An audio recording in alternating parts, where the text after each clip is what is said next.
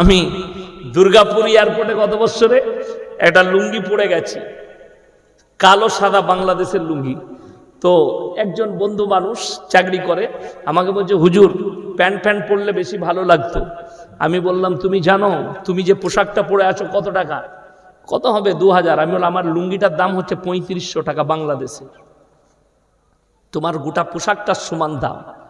আর আমি লোক দেখানোর জন্য পড়ে লাভ নাই।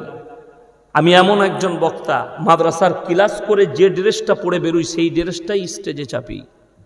আজকে আমি গোসল করে যেটা পরে ক্লাস করেছি সেইটাই পরে এসছি আমি, আর সেটাই পরে স্টেজে বেজে। আমি বহুরূপী মারলাম যে এসে আর একটা ড্রেস করব, আর একটা ড্রেস পরবো, ওইসব নাই। শোনো, যত নর্মের পরিষ্কার পরিচ্ছন্নতা বাজাই রাখ। কি মনে হচ্ছে আমার জামাটা কালো মনে হচ্ছে? কাচি নাই। প্রত্যেক দিন আমার জামা কেচে দেয় আমার গিন্নি।